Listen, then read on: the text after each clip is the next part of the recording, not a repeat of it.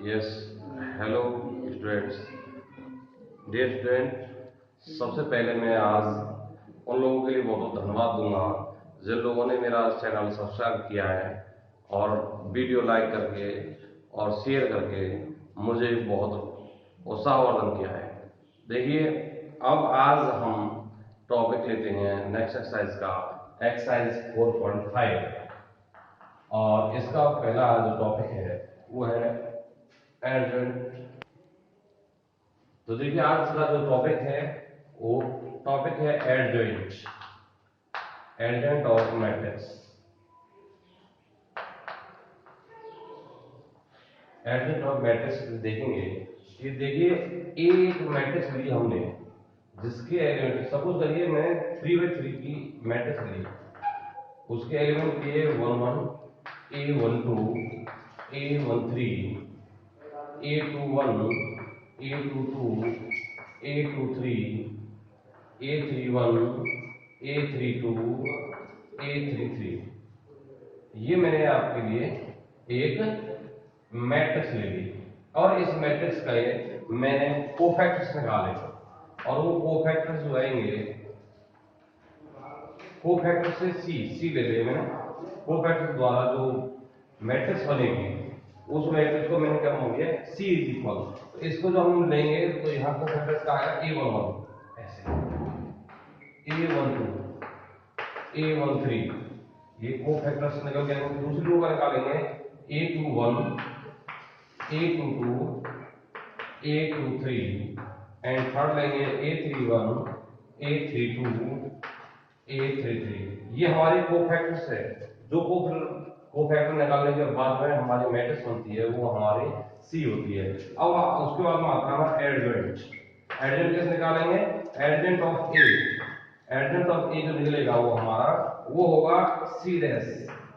जो भी हमने मैट्रिक्स यहाँ तैयार की है कोफैक्टर से, उसको हम ट्रांसपोज कर देंगे।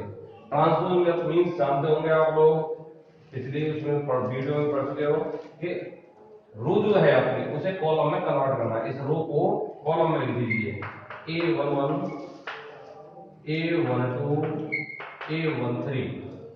अब दूसरी रो को दूसरे कॉलम में लिख दीजिए A21, A22, A23 और तीसरी को लिखेंगे A31, A32, A33। अब ये ही आपका एडजॉइंट हमें मिलेगा, दैट इज कॉल्ड एडजॉइंट। देखिए, ये इसकी बेसिक डेफिनेशन ऑफ एडजॉइंट है। इस तरीके से हमें इसके एडजॉइंट निकालने पड़ेंगे।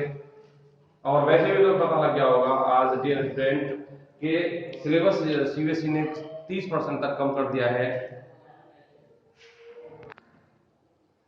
स्टूडेंट, सीबीएसई ने जो 30% सिलेबस आपका कम किया है उसके अकॉर्डिंग इसमें से भी कई पॉइंट हटा दिए गए हैं।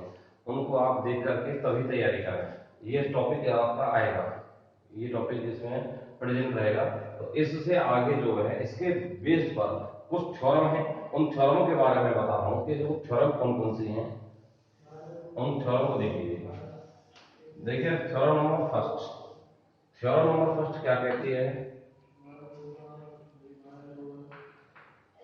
थ्योरम फर्स्ट कहती है कि ए का इनटू, अगर मैं एडजॉइंट ए में कर दूं या एडजॉइंट ए का इनटू ए से कर दूं तो उसका डिटरमिनेंट ए और आइडेंटिटी के इक्वल होता है।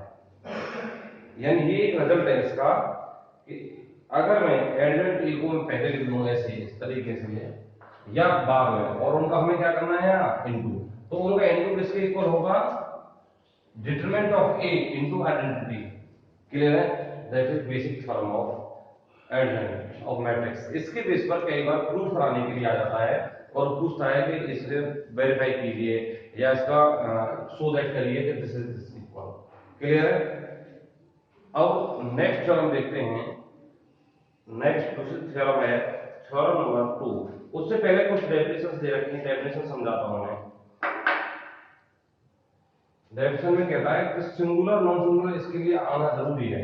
ये तभी पॉसिबल होती है कि डिटरमिनेंट ऑफ ए, जब डिटरमिनेंट ऑफ ए हम निकालते हैं, डिटरमिनेंट ऑफ ए हमने निकाला और वो जीरो आ जाता है, इफ यानी ये लिख सकते हो, if determinant of A is equal to 0 then matrix is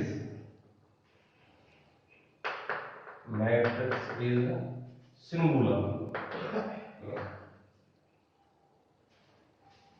and दूसरी बात ये कहता है कि if adjoint of A does not equal या लेस देन इक्वल आ जाए या ग्रेटर देन इक्वल आ जाए, यानी इक्वल 0 नहीं आना चाहिए, देन मैट्रिक्स जो भी आपकी मैट्रिक्स रहेगी वो आपकी क्या कहलाएगी, नॉन सिंगुलर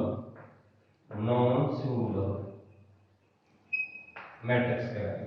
अब देखिए इसमें इसका फर्क क्या है, देखिए अगर 0 आ जाता है तो इनवर्स डज नॉट एग्जिस्ट होगा, उसका हम इनवर्स है उसे हम नहीं निकाल सकते, लेकिन नॉन सिंगुलर जो मैट्रिक्स होंगी उनका हम इनवर्स फाइंड कर सकते हैं।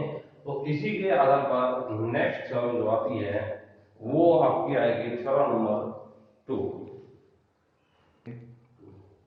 यस देखिए थ्योरम 2 के लिए देखते हैं थ्योरम नंबर 2। थ्योरम नंबर 2 में क्या होता है कि यदि कोई नॉन सिंगुलर मैट्रिक्स दे रखी है, यदि ए आपकी कैसी है, A is non singular matrix,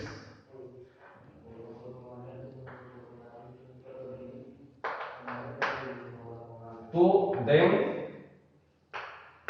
A B and B A are, यानी इन दोनों का ए और बी या दो मैट्रिक्स अगर हम लें, अगर ए एंड बी कह दो, दो मैट्रिक्स ले लें A and B are non singular matrix, तो then A B and B A are non singular matrix.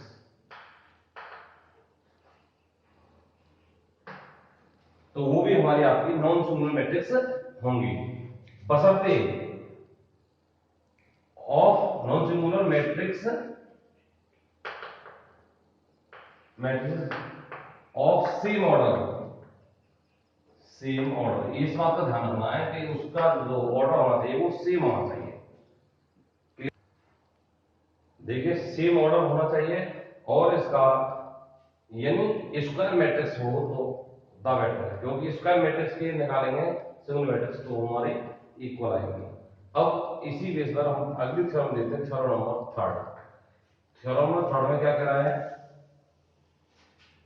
Theorem number 3 ये कहती है कि डिटरमिनेंट ऑफ ए बी का अगर हम डिटरमिनेंट निकालें, उनका प्रोडक्ट है, तो उनका जो प्रोडक्ट है अलग अलग डिटरमिनेंटों के प्रोडक्ट के इक्वल आता है। समझिएगा, ये दो मैट्रिक्स के प्रोडक्ट का डिटरमिनेंट उनके अलग अलग डिटरमिनेंट के प्रोडक्ट के इक्वल होगा यदि दोनों मैट्रिक्स स्क्वायर मैट्रिक्स होंगी प्लस सेम ऑर्डर की होंगी। स्क्वायर मैट्रिक्स हो और सेम ऑर्डर की हो तो इन दोनों का प्रोडक्ट इक्वल होगा। तो देखिए अब नेक्स्ट थ्योरम की बात करते हैं, अब आएगी नेक्स्ट थ्योरम लेते हैं, थ्योरम नंबर 4। थ्योरम नंबर 4 में बता रहा है कि यदि कोई दोनों नॉन सिंगुलर मैट्रिक्स हैं, अगर ए ही लेते हैं तो ए हाई नॉन सिंगुलर मैट्रिक्स है, तो ये इन्वर्टिबल तभी हो सकती है कि जब ये नॉन सिंगुलर मैट्रिक्स है, यानी ए इज इन्वर्टिबल, यानी invertible matrix, A is invertible matrix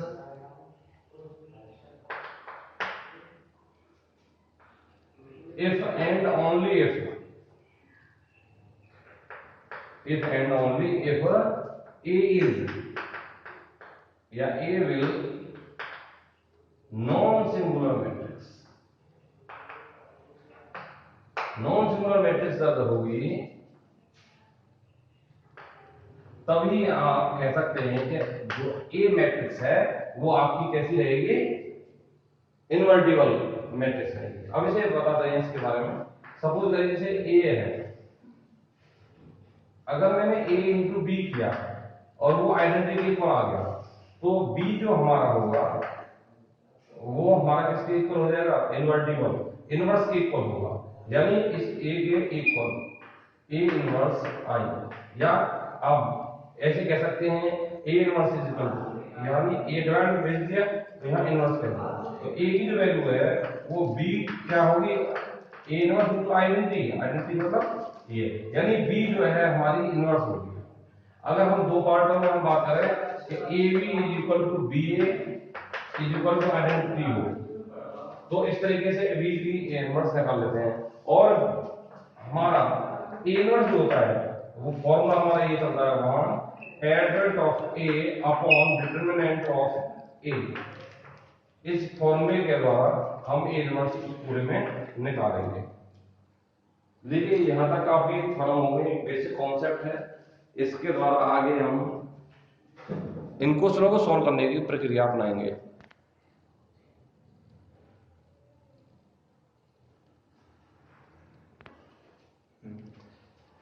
तो देखिए अब इसका एक क्वेश्चन करके दिखाते हैं, और अगर ये आपको सब अच्छा लग रहा है, समझ में आ रहा है, तो आप कमेंट में लिखिएगा, और जिससे कि हम और वीडियो आपके लिए जल्दी से जल्दी ला करें। और सब्सक्राइब करना ना भूलें, एक बार आप सब्सक्राइब करने के बाद में अपने दोस्तों को शेयर कराएं, जिससे कि आगे और लोगों को भी फायदा मिल सके। 4.5 का क्वेश्चन नंबर 1 लेता हूं मैं फर्स्ट। इस क्वेश्चन फर्स्ट में देखिए ए इक्वल टू दे रखा है 1 2 3 4, ये मैट्रिक्स ले ली मैंने, और इस मैट्रिक्स के हमें क्या दिखाना है, एडजॉइंट निकाल के दिखाना है। तो एडजॉइंट निकाल कैसे निकालते हैं, एक उसे देखिए। सबसे पहले कोफैक्टर्स निकालेंगे, कोफैक्टर्स, कोफैक्टर्स कैसे निकालते हैं मैं पिछली वीडियो में बता चुका हूं, जिन पर नहीं आता वो मेरी प्रीवियस वीडियो को देख लें। तो A11 निकालेंगे, पहली रो पहला कॉलम छोड़ने पर आएगा हमारा 4, और कैसा रहेगा 4 positive, because A is equal to, because क्या रहेगा, क्योंकि इन दोनों का सम कैसा है इवन, इवन के लिए मैंने बता चुका हूं कि यहाँ पॉजिटिव लेना है। फिर लेना है A12, पहली रो का दूसरा कॉलम हमने दिया कितना है 3, और 1 एंड 2 3 इज नेगेटिव। A21 दूसरी रो का पहला कॉलम हम लेंगे 2 आ गया, अब 2 + 1 3 दैट इज नेगेटिव। A22 दूसरी रो का दूसरा कॉलम हम लेंगे 1 आएगा, वो आएगा पॉजिटिव। देखिए अगर इसको फैक्टर निकालने का मेथड आप लोग नहीं सीख पा रहे हैं तो पिछली मेरी वीडियो में आप देखें, और उसकी लिंक मैं दे दूंगा, ऐसे डिस्क्रिप्शन बॉक्स में डाल दूंगा। और आप लोग भी चैनल सब्सक्राइब करेंगे तो वहां से प्लेलिस्ट भी बनाई है मैंने 12th क्लास की, उससे प्लेलिस्ट से भी आप सभी वीडियो देख सकते हैं। अब इससे हम यहां लिखेंगे मैट्रिक्स मेड बाय कोफैक्टर्स। जो कोफैक्टर से मैट्रिक्स बनेगी उसे हमने क्या कह दिया सी। सी के लिए क्या आएगा देखो 4 -3 -2 और 1, ये आ गया। अब हमें चाहिए एडजॉइंट, और एडजॉइंट ऑफ ए हमारा क्या होता है, ट्रांसपोज ऑफ सी। जो ये मैट्रिक्स बनी है उसको हमें ट्रांसपोज कर देना है, यानी रो ट्रांसपोज करना, रो को कॉलम में चेंज करते हैं। रो कॉलम कैसे चेंज करेंगे, 4 -3 -2 1, दैट इज एडजॉइंट। ये आपका आंसर आ गया। अब देखिए इसकी एक शॉर्ट विधि है, और शॉर्ट ट्रिक में बताता हूं एडजॉइंट निकालने की, जो 2/2 के लिए ही लागू होगी। जैसे देखिए बड़ा आसान सा तरीका है इसका, एक फॉर्मूला बताता हूं आपको, इज। आपने फॉर्मूला ध्यान रखना है कि इज का मतलब होता है, इज का मतलब है यहाँ पर इंटरचेंज, आपको इंटरचेंज करना है। एस का मतलब क्या है, यहाँ साइन को चेंज करना है। तो देखिए इसका मैं यही निकाल देता हूं आपको, तो मैंने यहां पर निकाल के दिखाया, इंटरचेंज करना है आपको, इन दोनों को क्या करना है इंटरचेंज। मैंने इन दोनों को डायगोनल को इंटरचेंज कर दिया, और इन डायगोनल को साइन चेंज करना है। इस डायगोनल में क्या करना है साइन चेंज, ये पॉजिटिव है तो नेगेटिव करना है, नेगेटिव होता तो पॉजिटिव कर देना है। ये अब देखो ये इस आईएस मेथड से आया है, और ये मैंने सॉल्व करके निकाला है। दोनों से जिससे भी अच्छा लगे आप निकाल सकते हैं। ये शॉर्ट है, आपके एग्जाम में आपको यही मेथड अपनाना है। तो देखिए इस मेथड के लिए ये आप चेक कर सकते हैं ये सही किया है आपने गलत किया है। और इस तरीके से और अभी जानने के लिए आप हमारे चैनल सब्सक्राइब करें, चैनल को लाइक और सब्सक्राइब करें और अपने दोस्तों को शेयर जरूर करें, जैसे कि उनको ये